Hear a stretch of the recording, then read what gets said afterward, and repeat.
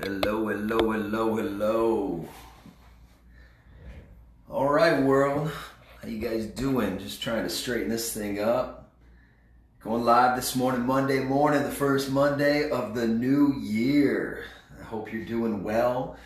You know, I've been talking to a lot of people, and I thought that this would be a good morning to really address and talk about this question that a lot of people have been asking me, and that question is simply, how do I start a year with Jesus? Now, this doesn't matter, like, if you're close to God or far from God, starting your year with Jesus isn't a very, very important thing. It's a great way to begin the year. And a lot of people begin to think about it. Yo, Wisconsin, how you doing? And it's important to be thinking about that, because really when it comes to that relationship, Tejas, Texas in the house. What's up, Texas? When you think about that relationship, it really begins with those things that you begin to do, like those small priorities that you have. In your life right now, there's lots of things that fill your time. It's the beginning of the year, so we're thinking about all kinds of things. This is going to be the year to do my hobby. This is going to be the year to cook home-cooked meals, or I'm going to exercise, or I'm going to read that book, or I'm going to go back to school, or I'm going to do... We set all of these goals, and none of these goals can be accomplished if we don't break them down and just take some small steps in the right direction. And so now we have this goal of saying, 2021, it's my year. I want to draw closer to God. I want to draw closer to Jesus. How can that be done? For many, that's an incredibly daunting task. I talk to people, and they look at me and say, I'm going to read the whole Bible this year. And that's cool. That's a really good goal to have. In fact, there's a big group of us doing that again this year. We've done it now for 3 years. This is our third year reading the Bible all the way through together. If you want to be added to that, just go ahead and just write that in the comments. I can add you. Maybe you can start that this year. But see, an interesting thing for me is, in order to read the Bible through in a year, you have to read like 2 or 3 chapters a day. And so a lot of people start out with super good intentions. I'm going to read the Bible, but really it happens with that daily commitment. And it's just a small chunk. There's that saying, how do you eat an elephant? And the answer is 1 bite at a time.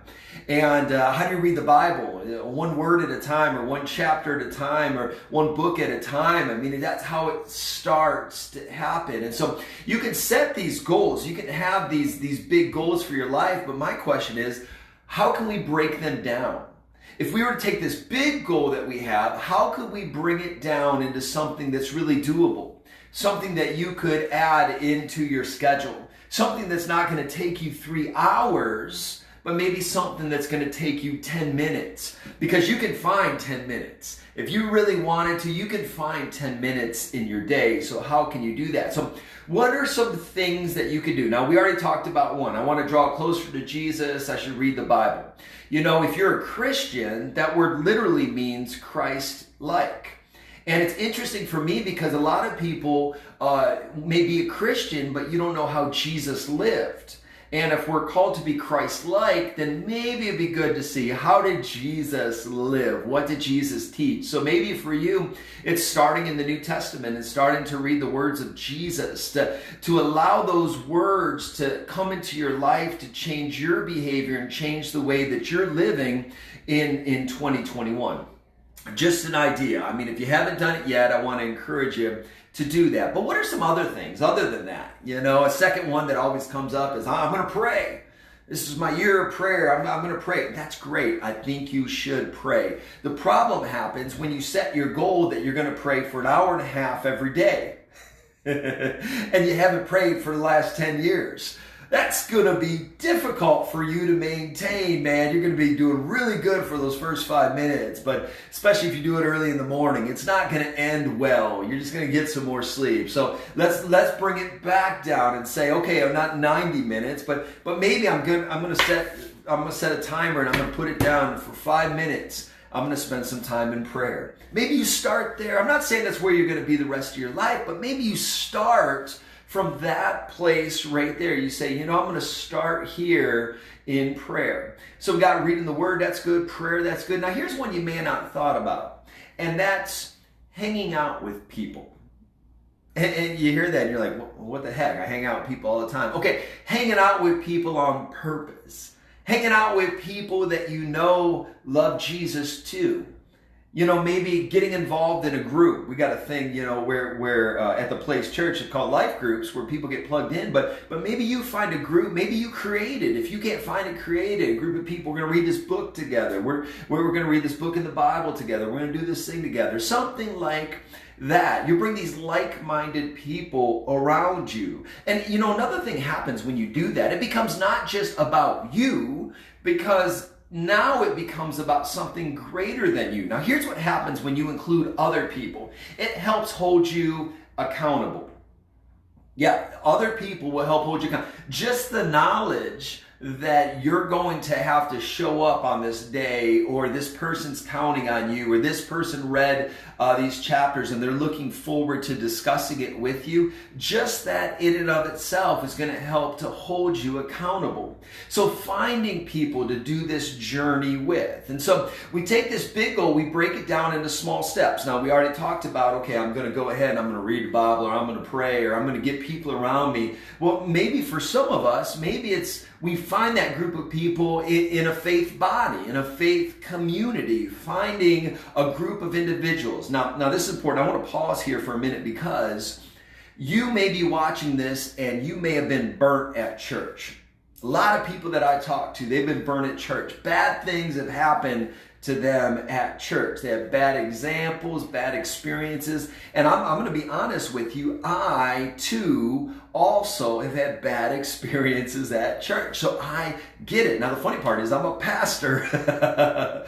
So, I'm sitting kind of on the other side, but I see it. But for some of us, that bad experience that we had at that one church or that one time has pulled us away from this body of believers, from being connected with other people. Now, I want to encourage you in 2021. I want you to take that experience. That experience happened, right? You went through that. You experienced that. But just for a short period of time, I want you to set that on the shelf. And I want you to be willing to start fresh. I want you to be willing to try again. I want you to be willing maybe on a Sunday or a Saturday just to show up. And guess what? If you go and that's not a good experience either, don't give up. Just keep trying, because I believe that there's a place for you. I believe that there's a body of believers. There's a place for you to plug in and for you to grow, for you to make new friends and relationships. So I want to encourage you just to try somewhere this year. Try to get plugged in. The beautiful thing about the internet is that you don't have to wait for a Sunday morning to experience a Sunday experience, because most churches nowadays, they're streaming, or you can get on YouTube, you can watch messages, and I'm not just talking about the mega churches either. I'm talking about you can do this. And so maybe for you this week, you say, I'm going to start my journey. I'm going to start looking for some messages to watch. I'm going to start looking for some churches to research a little bit, to look at a little bit more. And you begin to watch. But I don't want it to stop there, because, it's really simple behind a screen for us still to isolate, to be far away from relationships or people just by watching on a screen. I know some people that do that. That's their whole church, but they're not plugged in. They have no community. They don't have a lot of things. Now, I know if you're watching from some states, you don't have an opportunity to plug in person, and I know that, but I want you to prepare, at least prepare for that. But if you do have the opportunity to plug in, I want you to be willing to plug in. So you're going to get in, you're going to view some stuff online, you're going to view some messages online, but then you're going to show up. You're going to come to the place where you show up, where you walk through that door, where you experience, where you meet some people, where you see what's taking place. And you might just find a place where you can plug in too. Okay? So I want to draw closer to Jesus this upcoming year. Okay, I'm going to read the Bible. I'm going to pray. Yeah. I'm going to plug in with people. I'm going to maybe try church.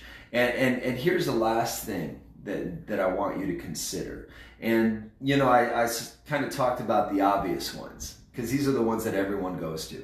I talk to people all the time. How do you draw closer to God? Well, I read and I do this and I do that, and we have this idea, but this other one a lot of people don't talk about. And here's what I want to encourage you to do this year in 2021. I want you to be honest with God. I just want you to take some time and talk to him. And maybe it's shutting the door, maybe it's shutting the lights off, maybe it's just getting quiet, maybe it's just getting alone, but maybe it's just becoming quiet and just talking to God. Tell him what you're frustrated with. Tell him what you're struggling with. Tell him about the journey that you're on right now, where you desperately need him to show up in your life. I just want you to be real and authentic and honest with him. Now, here's what you need to know. God already knows, but something powerful happens when you kind of open up that part of your heart to him. It's like when you open up and you become honest with him, it's like you're inviting him into that area. And here's what I know about God, because I've seen it true in my life, and I've seen it true in the lives of so many other people, that when you become honest, when you allow him into your frustrations, to your anger, to your sadness, when you allow him in to that area of your heart, things begin to change. And maybe when you're coming off the heels of 2020, you're looking and things in your life desperately need to change. And that's one of the reasons why you want to draw closer to Jesus. But I want to tell you this, that it's going to start. All those other things are important. Don't get me wrong, they're all good. But they need to come after you open up that heart and that you allow Jesus to shed a little bit of his light into those dark areas of your heart. So I want to encourage you this year. Let this year be your year. I want you to know that we're praying for you at the Place Church. We're believing for God's best in your life. I want to encourage you, stay plugged in, man. We got a lot of awesome stuff planned this year in 2021. All my friends gathered all over the United States, we love you. We haven't forgotten about you. We continue to pray for you. And thanks to the wonderful gift of Facebook, we get to creepingly peer into your life and see all that you're doing and rejoice with you on this journey. All right? We love you. I'm always here. If there's anything we can do for you, feel free to use the page, message us, let us know. We want to serve you. You know, we're planted in this beautiful place known as Wickenburg, Arizona, but God has allowed us the opportunity to reach the world. And I just want you to know that we are with you. We love you. And I'm believing also with you for a great 2021. All right. Hey, it was cool hanging out with you this morning. Maybe I'm going to try to do more of these just to hang out and just to talk and trying to drop some good stuff into your soul to get you through the week. So God bless you all. I'll see you later, and I look forward to seeing you in the next one. Bye.